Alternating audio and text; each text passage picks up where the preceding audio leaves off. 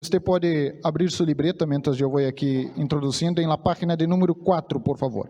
Página de número 4, é onde vamos começar. Eu falei com o pastor que para falar do protestantismo em el último ciclo em Espanha, eu necessito falar um pouco acerca do contexto. Ou seja, o que passou antes do protestantismo chegar em Espanha. Os que conhecem a história sabem que o protestantismo não nasce em Espanha, não?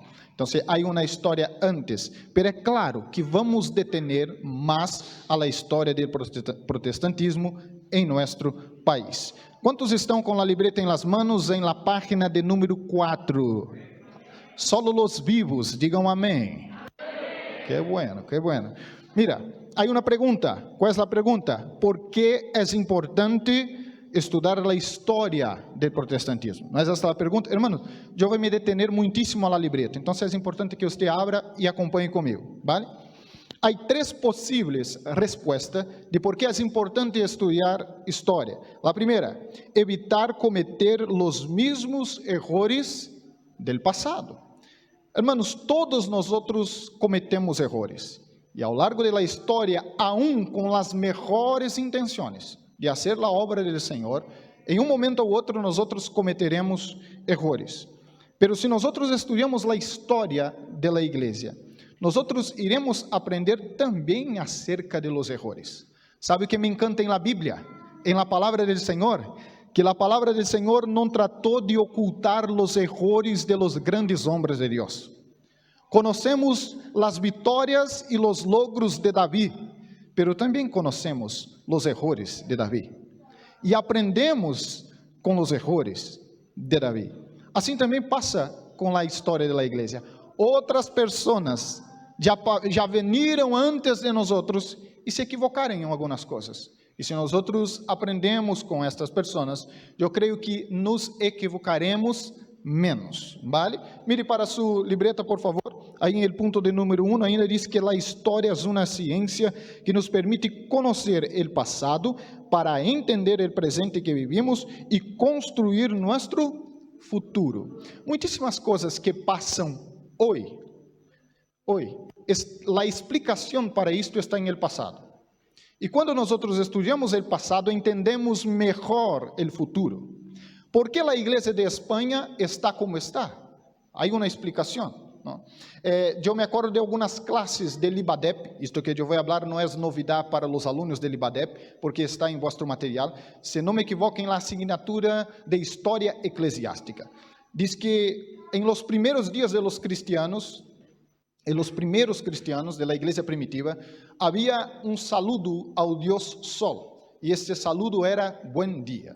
Eu creio que os que já passaram por história eclesiástica recordarão.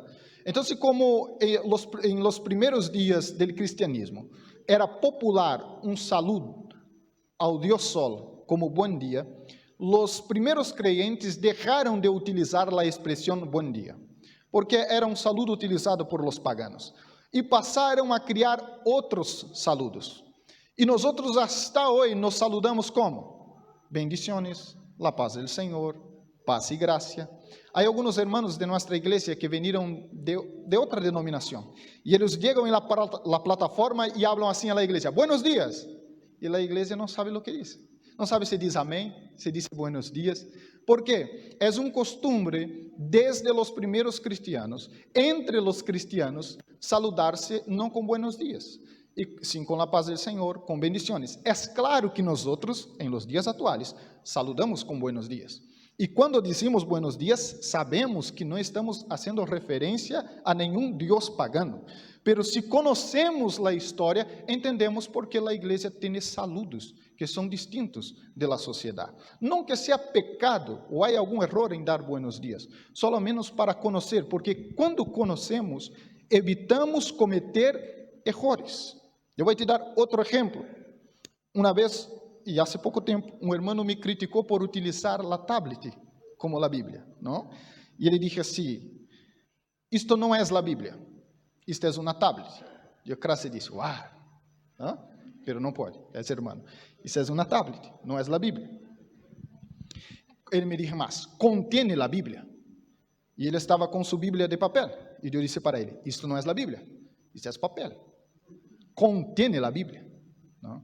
E ele me quedou mirando assim e eu disse, porque, bueno, para nós, a Bíblia não é o material onde as escrituras estão registradas, porque ela pode ser registrada em pedras. Senão cada um de nós estaria com um rollo de papiro aqui esta noite. Imagina, hermanos, um trabalho. Tendría na porta da igreja um caminhão com muitos rollos de papiro e o pastor tendría que falar ao predicador qual é o texto que iba a ler para buscarlo, ¿no? Pero é claro que, graças a Deus, as coisas vão evolucionando e as maneiras com que nós registramos as sagradas escrituras vão cambiando. Pero a sagrada escritura é sagrada e é escritura em la pedra, em el papiro, em el papel e digital, ¿no? Pero se nós não conhecemos a história, pensamos, isso é uma inovação do diabo, ¿no? Además, quando eu dije a ele disse, não, perdona, disse, não hace falta, não necessita pedir perdão. Ele disse, eu utilizo isso porque eu tenho 30% da visão. Então, isto me facilita a vida, não? Porque hace uma letra gigante. É normal vosotros me ver lendo assim, não? Então, é claro, uma coisa dessa facilita a vida. E quando nós conhecemos a história, não passamos vergonha. Com esses tipos de coisas que são sencillas, aprendemos com a história. Además, há outro exemplo aqui que me gostaria de dar. Por exemplo, uma vez nós hicimos um bautismo na igreja e utilizamos uma camiseta do MSBN azul para bautizar os hermanos. ¿Para quê?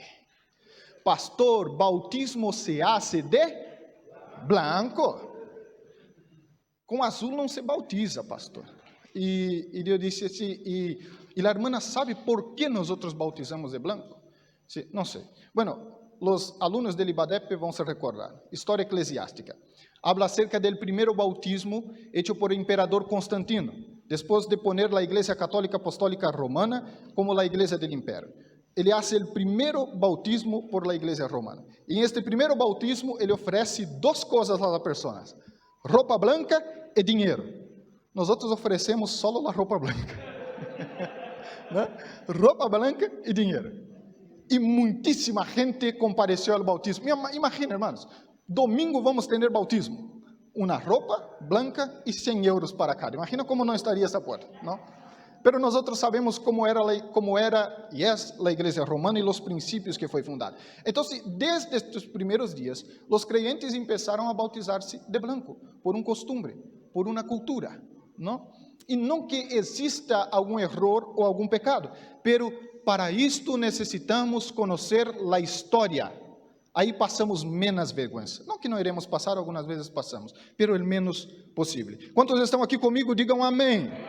Muito bem, não duerma, hermano, por favor. Ponto 2, mire para sua libreta. Aprendemos com os acertos del passado. Assim como há pessoas que se equivocaram, há pessoas que fizeram bem, e muito bem. E nós podemos aprender com essas pessoas. Não necessitamos volver a criar a rueda de novo. Uma pessoa já criou por nós. Podemos perfeccioná-la, pero criar de novo não. Há pessoas que estão fazendo a obra de Deus desde os primeiros dias. E nós podemos ler e aprender com estas pessoas, com os que estão em la Bíblia e com os que não estão em la Bíblia.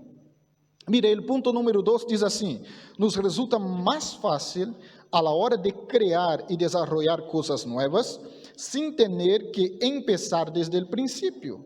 E de allí outra razão mais, porque é importante aprender história. Quando eu vou visitar outra igreja, eu como pastor da igreja, eu vou visitar uma igreja, eu vou em las outras igrejas para aprender. E eu me quero vendo como os pastores ordenam a igreja, como os pastores conduzem o culto. Mira, pastor, quando vengo aqui, mira todo, não? ¿Para quê? Para aprender as coisas buenas e levar para Málaga. Hombre, eu não necessito criar uma coisa que os hermanos já criaram. Nós podemos aprender e perfeccionar. Então, quando nós estudamos história, nós aprendemos isto. Ponto de número 3. Quantos estão comigo? Digam amém. Para entender a igreja atual e como ela surge. Isso é muito importante, hermanos. Entender a igreja atual. ¿Por que Espanha está como está, tratando-se do cristianismo? A resposta está em el passado. ¿no?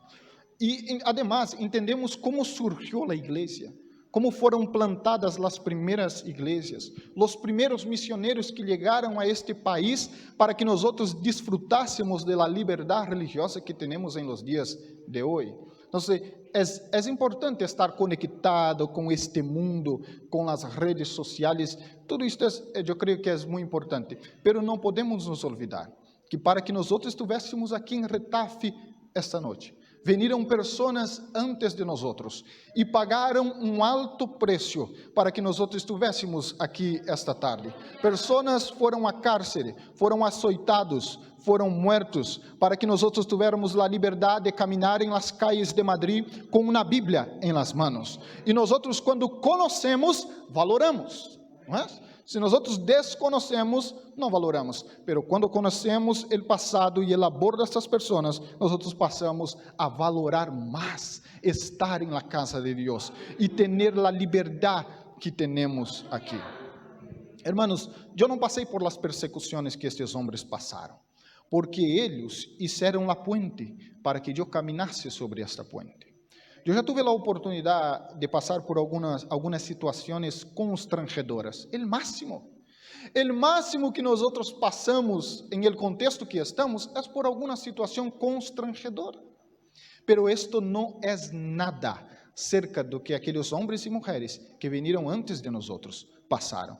E nós só passamos a valorar este tema quando nós conhecemos a história. Porque se não nos começamos a queixar-se e dizer que as coisas estão difíceis. Às vezes eu vejo alguns, pastor, que fazer a obra de Deus é muito difícil, é muito pesado. Eu penso, ¿dónde?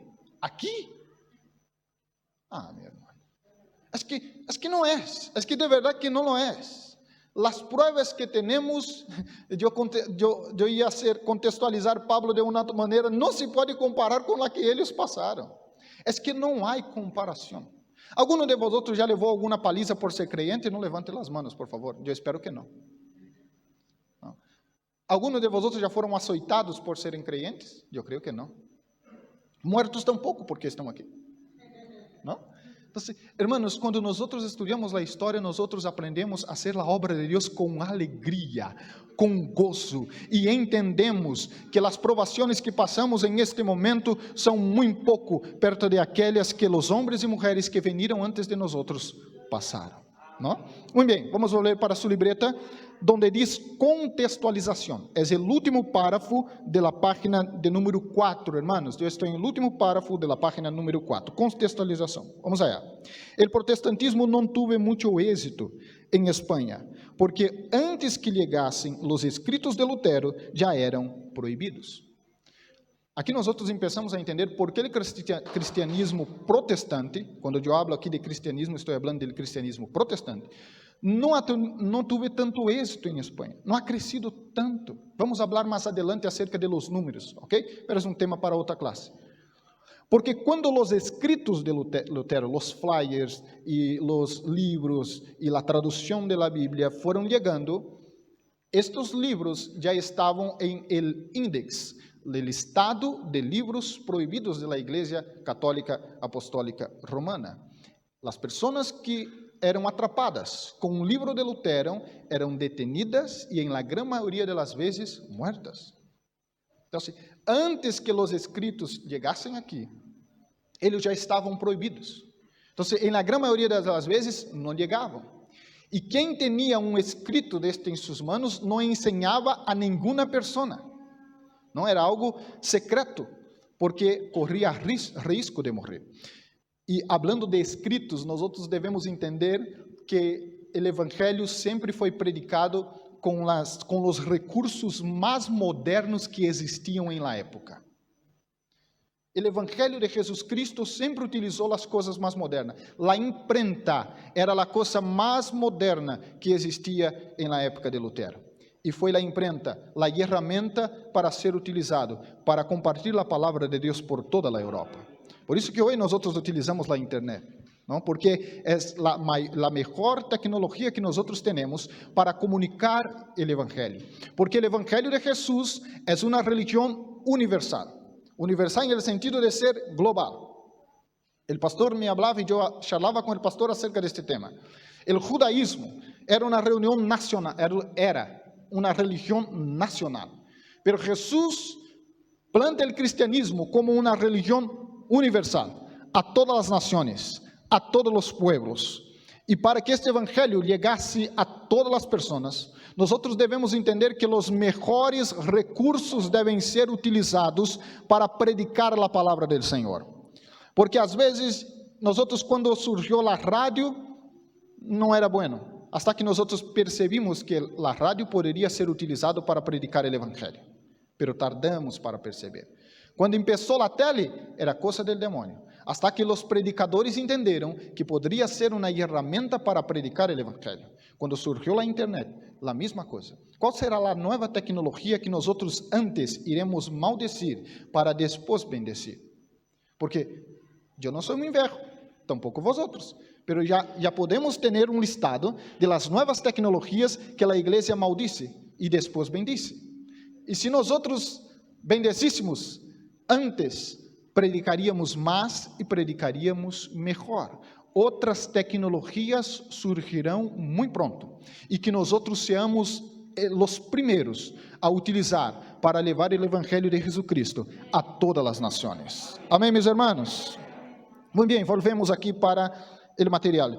A sede da Inquisição espanhola foi em Sevilha. Esta informação é muito importante porque vamos falar muitíssimo acerca de Sevilha, ok? Quantos conhecem Sevilha? Amém? Pouca gente. Quantos conhecem Sevilha? Alguns, não? Bueno, em Sevilha, eu estou em el último párrafo de la página 4, ok? Último párrafo de la página 4. A sede da Inquisição foi em Sevilha. Allí estava instaurada el santo, e ponga muitíssimas comas sobre este santo, el santo ofício de la Igreja Católica, Apostólica e Romana. ¿No? La Inquisição era um tribunal católico que julgava como hereges todos aqueles que não faziam parte da única religião oficial do governo em aquele momento e hasta o dia de hoje, mais ou menos. Hablaremos acerca deste tema um pouquinho mais adelante. Pero em aquele momento, a única religião permitida. E todos os que praticavam uma religião que não fora esta, eram dignos de morte. Eram detenidos e dignos de morte. Então, em Sevilha, Sevilha foi a capital da Inquisição espanhola por muitíssimos anos. Em el último párrafo da página número 4, onde estamos, diz assim: justo donde havia focos de la fé protestante, Valladolid e Sevilha. Mira, donde empezaram os primeiros sacerdotes católicos a ter acesso à Bíblia, porque há que entender que em esse período, a gente normal como eu estou, não tinha acesso à Bíblia. Solamente alguns, não todos os sacerdotes, tinham acesso à Bíblia. E aqueles que tinham acesso à Bíblia começaram a ler a Bíblia e perceber que a prática da igreja não estava de acordo com a palavra. Então, começava uma cisma protestante em meio deles. E a primeira cisma protestante em Espanha foi em Valladolid e Sevilha. A igreja romana percebe que há alguns curas que começam a portar-se de forma distinta, porque a palavra de Deus transforma. E ao ter o contato com a palavra de Deus, aún de forma secreta, os responsáveis começaram a mirar e perceberam que algo passava de raro. Hermanos, é impossível quedar-se indiferente à la exposição da palavra de Deus. A palavra de Deus transforma o homem. Quando eles percebem que essas pessoas algo está despertando em el coração de eles, então eles dizem, é por Sevilha e Valladolid que vamos empezar e vamos instaurar a capital da Inquisição em Espanha, porque é onde os primeiros sacerdotes começam a ter um movimento muito tímido do protestantismo, que não tem nada a ver com o que passou com Martim Lutero em Espanha, muito tímido. Aqui não ha tenido uma revolução, um protestantismo aberto, não, muito tímido cerca do que passou com Lutero. Volvemos aqui, diz que os crentes não católicos romanos eram encarcelados em el Castillo de San Jorge. Quando você tenha a oportunidade de ir a Sevilha, por favor, visite el Castillo de San Jorge. El Castillo de San Jorge era onde os creyentes eram detenidos, era uma cárcel, ¿no? Donde os creyentes não católicos, então, eram encarcelados, ¿ok? Bueno, depois que eles passavam por el auto de fé, eu vou explicar a vosotros um pouquinho mais adelante que era el auto de fé. Então, eles passavam por el auto de fé, eram encarcelados, e se eles sobreviviam a los rigores de la prisão, depois então del auto de fé, eles iam direto al quemadero, que hoje está em el Prado de San Sebastián. ¿Sabe qual é eu vou dizer a boa parte? É que nós podemos caminhar sobre a história em Espanha. E você, quando ir a Sevilha, pode visitar o Castillo de São Jorge. Você, quando ir a Sevilha, pode visitar o quemadero de San Sebastián. Allí os crentes eram levados e queimados. ¿Vale? Então, todas as vezes que se conhecia que alguma pessoa começava a ter algum desejo e alguma hambre por la palavra, esta pessoa passava por este processo. Não? Então, por isso, hermanos, que nós percebemos que não houve grande avanço em el evangelho aqui, porque a grande maioria de nossos primeiros hermanos em la fé foram mortos, não? Foram duramente perseguidos. Na próxima página, por favor, na próxima página, mira que há duas fotos, não? A primeira foto que está aí, na página de número 5, é a foto da sede da Inquisição Espanhola, que é o Castillo de San Jorge, ok? Esta foto é antiga, para que vosotros tenham mais ou menos uma noção de como era na época. Hoje, a segunda foto que está abaixo, é a foto de la parte das ruínas del castillo, e esta parte nova é o museu, porque eles construíram um museu, que então de San Jorge. Então, nós temos a ruína do antigo edifício e agora temos pegado um novo edifício que eles transformaram em um museu. Nós aún chegaremos aqui em Madrid e falar acerca da história do protestantismo em Madrid. E aqui em Madrid, cerquita de vosotros, há lugares que vosotros podem visitar e ver com seus próprios olhos o que passou ali em la história. Quantos estão comigo? Digam amém. Bueno, seguimos. Página de número 5 diz: em setembro de 1559 se celebra o primeiro auto de fé. Era a grande fiesta católica em la plaza de San Sebastián. La iglesia quema a muitos protestantes e todos sus escritos. En la Biblioteca Nacional hay los pocos escritos salvos de la época. Hasta los restos de los protestantes muertos eram queimados. Vou explicar melhor isto. Diz a história que quando um creyente já estava morto e eles descobriam que foi protestante, então eles iam hasta a tumba, desenterravam esta pessoa e queimavam os restos mortais dessa pessoa. Dizem na história que eles vão um pouquinho mais lejos.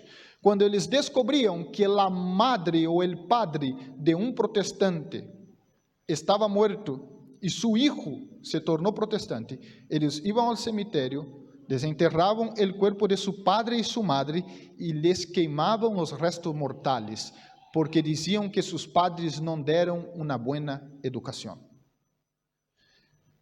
Toda ditadura, isto é uma ditadura, não? Intenta borrar a história. Vosotros sabem o que está passando agora em Afeganistão, não? Afeganistão está sobre os domínios de los talibanes. E o que faz essa gente quando chega em um país que estava mais de 20 anos sobre o domínio de los Estados Unidos? Borrar a história. Queimam livros, queimam edifícios históricos. O Estado Islâmico hizo el mismo quando estuvo em Síria. E a Igreja Católica Apostólica Romana hizo el mismo com os protestantes em Espanha. Quando encontravam, queimavam os livros, as Bíblias, as poucas que existiam até este momento. Em esta fecha aqui, nenhuma Bíblia em espanhol. Nós já falaremos da primeira Bíblia em espanhol. Então, queimavam o que encontravam y borraban de la historia, ¿no? Los creyentes. El auto de fe era una fiesta popular, es una fiesta popular católica, donde la gente venía de lejos para estar en la plaza reunida. Pero ¿sabe cuál era el punto central de la fiesta? Quemar vivos los herejes. Era el punto más alto de la fiesta. Y nosotros caminamos sobre la historia. Yo vivo en la ciudad de Málaga. Quem conoce Málaga, seguro que conoce um local chamado La Cruz del Humilladero, que antigamente era conocida como La Cruz de la Humilhación, porque os creyentes não católicos eram traídos e colgados em esta cruz, em esta plaza, pero antes eram humillados em praça pública, por isso La Cruz de la Humilhação. E aí eles eram humillados ante toda a gente e eram colgados em la cruz e mortos. La Cruz de la Humilhação, La Cruz del Humilladero. Isto, hermanos, passou em praticamente quase toda a Europa. Quizás nós outros pensamos que estamos muito lejos da história destas coisas, porque eu estou falando de 1500. Pero nós outros vamos nos acercar a la fecha de hoje. Tranquilo, essa é só a primeira classe, não? Como dizem os buenos predicadores, é só a introdução, não? E nós outros vamos nos acercar a la fecha de hoje e vosotros vão perceber que a maneira de persecução cambiou, pero a igreja sigue sofrendo outros tipos de persecução, que não são como estas, são outras, pero seguimos tendo algumas dificuldades. Sigamos, hermanos. Diz que assim, mira, os autos de fé silenciou o protestantismo espanhol e com ele a Bíblia volvió a cerrar durante ciclos e seguiu um ambiente de medo. Decía a igreja romana, isso diz a igreja romana, não? Se Lutero ha sacado a herejía de la Bíblia, então a Bíblia é perigosa. E essa foi a estratégia da igreja por muitíssimos e muitos anos. E quando eu estou falando da igreja, estou falando da igreja romana. Muitíssimos anos de ocultar a Bíblia do povo e dizer que a gente não poderia ler a Bíblia. Hasta alguns creyentes já escutaram: mira, não leia o livro de Apocalipse. Se ler o Apocalipse, vai quedar-se louco. Então se diziam a gente: vosotros não podem ler a Bíblia, porque vosotros vão quedar-se loucos. Nosotros leemos a Bíblia, hacemos nossa interpretação da Bíblia, então explicamos a vosotros. Que hacía isto? Mantener o pueblo em la ignorância. E que mais um governo quer é manter as pessoas em la ignorância. Por isso, todo governo que está a caminho de uma ditadura nunca invertirá em la educação de la gente. Porque quando você estuda e quando você lê, você se torna mais crítico a las autoridades. E o governo não quer ser criticado. Por isso, toda secta e religião que não está basada em los princípios bíblicos oculta a Bíblia. O máximo que lo hace é que eles fazem uma interpretação da Bíblia, criam livros paralelos à la Bíblia e flyers e entregam em las reuniões já com uma interpretação hecha de la Bíblia. A reforma protestante cambiou totalmente esta maneira. Então, a Bíblia quedou, nunca foi interesse da igreja romana que as pessoas tivessem Bíblias. Nós já vamos falar acerca de los idiomas e tudo isso. Nunca foi. Então, quando se encontravam na Bíblia, esta Bíblia era queimada, porque o povo não deveria ter acesso à Bíblia. ¿Para quê? Mantenerlos em la ignorância. Sigamos, hermanos. Diz assim, que vivimos uma larga e oscura noite, donde os fieles não tinham acesso a las Escrituras. Sobrevivente del auto de fé, Casiodoro de Reina, guarda este nome, Casiodoro de Reina, foi um dos sobreviventes deste auto de fé. Em 1569, inicia a primeira tradução completa de la Bíblia para o castelhano, la Bíblia del osso, não se conhece assim, porque em sua portada aparece a figura de um osso que intenta alcançar, para a outra página, um panel de mel. Pero 2 anos depois de seu lançamento, entra em el índice de los libros proibidos de la Igreja Católica. Em esta página, que é a página de número 6, aqui está a foto de la primeira Bíblia em castelhano. ¿no? Que foi hecha por Casiodoro de Reina. Foi um dos sobreviventes, se quedou aislado, ¿no? Se diz exilado, ¿no? Para então começar a tradução de la Bíblia. Sabe o que é mais interessante, hermanos? Em toda a história de persecução à la igreja, Deus sempre preserva um grupo remanente. Sempre. Quando nós estudamos a Bíblia e estudamos a história da igreja, sempre há um grupo remanente e a obra de Deus não para. Aún com as mortes, aún com as prisões, aún com as execuções, a obra do Senhor nunca parou e nunca irá parar. Eu quero ler um texto da Bíblia com vosotros. Quantos portam Bíblia aí? Não está em sua libreta, por isso eu quero que você recorra a sua Bíblia.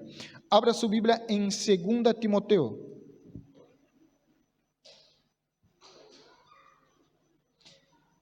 Em 2 Timoteo 2:9. Diz assim, 2 Timoteo capítulo 2, versículo 9.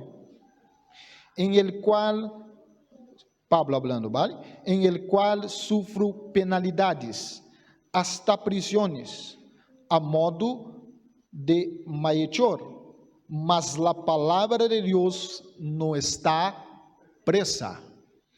Todas as vezes que intentavam prender um missioneiro, ele aproveitava esse momento em la cárcel, sabe para quê? Para traduzir Bíblias, para escrever livros, para escrever cartas, porque aun que o missioneiro esteja detenido, a palavra de Deus sigue livre. As pessoas não poderão detener a palavra do Senhor Jesucristo. Todos os intentos de ocultar a palavra e todos os intentos de cerrar a boca de los creyentes hacía com que este missioneiro, este sacerdote, tivera tempo para traduzir Bíblias, para escrever livros. E aunque este homem saiu de allí para a morte, seus escritos hasta el dia de hoje estão em nossas manos, porque a palavra de Deus é viva. ¿No es esto? La palabra de Dios es viva. Los hombres mueren, pero la palabra permanece. Si Jesús no volver, nosotros como misioneros pasaremos, nuestra generación pasará, pero la palabra sigue viva. Y ninguna autoridad, nenhum imperador ao largo da história, com suas políticas mais violentas, foi suficiente para detener a palavra do Senhor Jesucristo. Isto é impossível. Podem cerrar nossa boca, podem nos echar em la cárcel e podem hasta quitar nossa vida, pero a palavra do Senhor permanecerá. E a história comprova isto. Em los miles de casos que temos de missioneros detenidos e mortos, pero a palavra sigue, a palavra sigue. Quantos dizem amém? Mire para sua libreta, por favor. Aí abaixo, onde está a foto da Bíblia, diz que em 1602, Casiodoro de Reina, tras realizar uma revisão reeditada de novo, nasce então a Bíblia del Cântaro, ou a Bíblia Reina Valera, ¿no? Então, a Bíblia Reina Valera nada mais é do que uma reedição da Bíblia del Oso. A Bíblia del Oso de 1569 e a Bíblia del Cântaro, como assim era conhecida, de 1602, e que nós utilizamos até hoje. É a versão mais utilizada em las igrejas de habla hispana. É claro que nós não utilizamos a versão de 1602. A mais utilizada, a mais vendida, é a de 1960. Pero há outras, há a de 1995 e há outras, ¿no? Mais modernas aún. Pero nós, aún em nossas igrejas, utilizamos. Hermanos, dois homens, os dois, huíram do auto de fé e foram sobreviventes do auto de fé. E os dois foram responsáveis por a primeira e por a segunda Bíblia em castelhano. Por isso, nós conhecemos a Bíblia como Reina Valera, não? Porque nós temos Casiodoro de Reina, então se correria Reina de Casiodoro, e nós temos aqui o Cipriano Valera. Então, nós temos a Bíblia Reina Valera, ok? Muito bem, falar de la história do protestantismo em Espanha e não falar de la Bíblia não faz sentido, ¿vale? Falar de la história de todo o protestantismo é falar da Bíblia, porque o movimento protestante nasce a partir do estudo da palavra do Senhor e da meditação na palavra do Senhor Jesucristo. E falar da Bíblia sem falar da sociedade bíblica também não vale a pena, incluso em Espanha, hasta o dia de hoje. Não, hasta o dia de hoje. Pero a los princípios, hasta o dia de hoje, vamos dizer assim, é a única que tem o monopólio de la distribuição de Bíblias em Espanha. Quizás hoje nós pensamos que deveríamos ter já outras editoras bíblicas em Espanha, pero ao princípio da história, foi a única, foi a primeira. Vale, que chegou. Então, se nós falaremos um pouquinho mais solamente acerca da sociedade bíblica em Espanha, aí na página de número 6. Diz assim: desde 1805 han transcorrido mais de 200 anos em los que las sociedades bíblicas trabalham em Espanha em la tradução e difusão de la Bíblia. Em 1836, com a chegada de Jorge Borrell, aqui está, fizeram uma transliteração de seu nome, não? Jorge Borrell, como o primeiro agente oficial para Espanha e a Sociedade Bíblica Britânica Estrangeira. Guarde este nome, Jorge Borrell, que é um personagem muito importante para a distribuição de Bíblias em nosso país. A sociedade bíblica, o segundo parágrafo diz que a sociedade bíblica se estabelece de modo permanente e interrupto em nosso país hasta o dia de hoje. Em 2001, a sociedade bíblica em Espanha cumpriu nada mais e nada menos que 185 anos de história. Hermanos, nós devemos celebrar isto porque estar tantos anos em um labor tão duro, e nós já veremos as proibições que tiveram por as autoridades, pero a sociedade bíblica ha sobrevivido a los vários modos de governo, a las várias formas de governo em Espanha, e com muitíssimas dificuldades, e com muitíssimas restrições, ha sobrevivido. Atenção, era uma sociedade bíblica estrangeira, mantenida por outro país, era uma sociedade bíblica missioneira.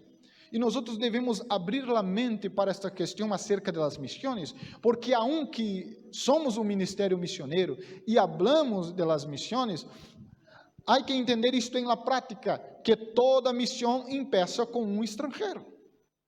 O máximo que passa, é o que passou em alguns casos aqui em Espanha, que explicarei nas próximas classes, que é um espanhol que se vai a outra nação, conhece o evangelho em esta nação e volve a seu país para predicar a palavra. Pero se os espanhóis não vão hasta nós vamos hasta os espanhóis. Então, nós devemos entender e não devemos nos cobrar tanto porque por nossa igreja ter tantos estrangeiros. Eu sei que ao largo da história, este cenário cambia, e já começou a cambiar, e cambiará cada dia mais. Pero todo o princípio de uma missão foi com estrangeiros, que vieram de outros países. E nós temos o quê? 20 anos de missão. Isto é muito pouco, cerca de lo que nós estudamos em Espanha, quanto tarda para uma missão consolidar-se em um país, e quanto tarda para ele começar a de verdade ser uma igreja del país e deixar de ser uma igreja de estrangeiro. É um processo que nós estamos passando e estamos logrando vitória, porque esta missão chegou como uma missão de brasileiros, solamente com brasileiros, e em los primeiros cultos solamente predicando em português. Com o passar de los anos, a igreja passa então a predicar o idioma del país, um escalão mais. Predicando o idioma del país, a igreja ganhou a capacidade de alcançar as pessoas de habla hispana, aunque não sejam espanhóis, pero de habla hispana, que é o caso de los latinos. E hoje em nossas igrejas, nós temos hermanos de várias nacionalidades. E agora, hablando o idioma, com hermanos de várias nacionalidades, com uma segunda geração de creyentes aqui, porque nossos filhos, a grande maioria dos filhos nasceram aqui, outros nascerão aqui, não Mesaque, nascerão aqui e serão missioneiros em esta nação de la terra, de la nação. Então, para a próxima geração, nós começaremos a ver a conversão em um número maior de espanhóis, porque é o processo histórico normal que a igreja passa. Nós somos missioneiros, e como missioneiros somos estrangeiros, e entendemos que passaremos por um processo de adaptação, de ensinança, de crescimento e de madurez, pero sabemos que os espanhóis já estão começando a vir, e muito mais o Senhor hará por nós. Quizás eu não estarei aqui, pero se Jesus não volver, daqui 100 anos, os que estarão aqui contarão nossa história. Você hace parte de la história, e nós estamos escrevendo uma história em Espanha. E em la conferência que passará daqui uns 100 anos, os hermanos estarão contando a história do jovem obreiro que pastoreava a igreja de Lucero. Porque eu vivo isto hoje. Todos os anos em la igreja de Málaga, nós contamos a história da igreja. Todos os anos. Mi hijo, que é hijo de pastor e está em la igreja todos os domingos, diz: papi, eu já escuto a história da igreja todos os anos. Este aniversário da igreja, vosotros irão contar de novo a história? Diz: a mesma história. Eu já conosco, não, eu sei que tu conhece, pero outros aún não conhecem.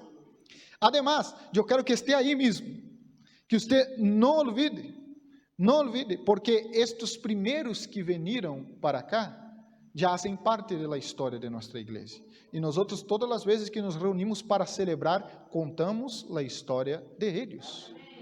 Esta história se quedará, pero tendrão que añadir outros párrafos em essa história, porque cada um de vocês entrarão em essa história.